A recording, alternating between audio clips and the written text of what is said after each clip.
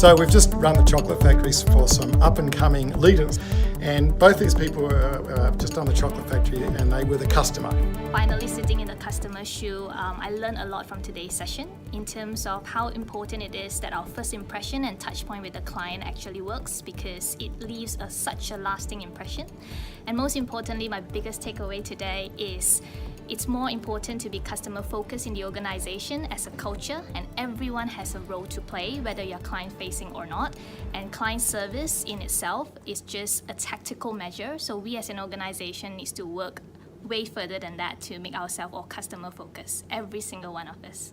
And what was your big takeaway as a customer? Yeah, I think it was a really valuable experience to put myself in the shoes of a customer, because I think ultimately we sometimes all get caught up in the day-to-day of doing our jobs and forgetting ultimately how that reflects in the customer's shoes.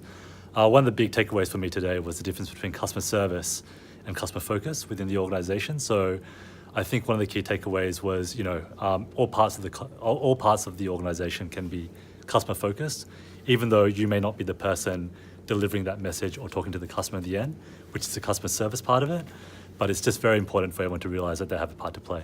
And Amy, without giving away anything too detailed, you had a bad experience up till midnight last night, where you now look at this and think, wow.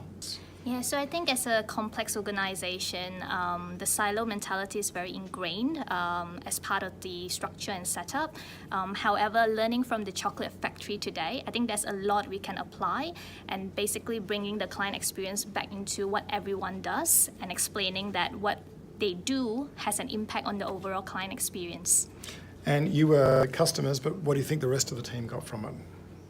I think everyone learned that they can actually make a pretty significant difference. So, we ran through a few iterations, obviously, and in the first iteration, it was clear that people felt they were very siloed and, maybe were not empowered to make a difference. The big thing, I think, was that after sort of putting their minds together and putting the customer first, they were able to focus on how each individual person could make a difference. And I think that's relevant in what we do, because that's the reality. If you own sort of, what you do and you try to implement change, even if it's one step at a time, you can actually add up to a pretty big difference. And both of you are saying it's one thing to be a leader, it's another thing to help people experience this. What was the difference between experiencing the chocolate factory as opposed to me just teaching it to you?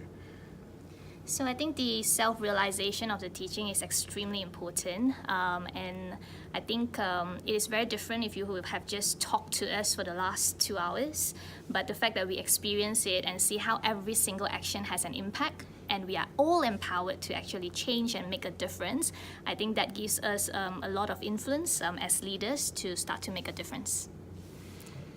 I completely agree. I mean, I think we were just discussing that self-realization is sort of the key. Realizing yourself that you can make the difference as opposed to sort of being lectured to is very important. And I think that's kind of the next step, right? So go away and sort of try to empower people within the organization to do the same. From the Creative Scene Investigation Suite, the authors of Who Killed Creativity and the Innovation Race, comes The Chocolate Factory.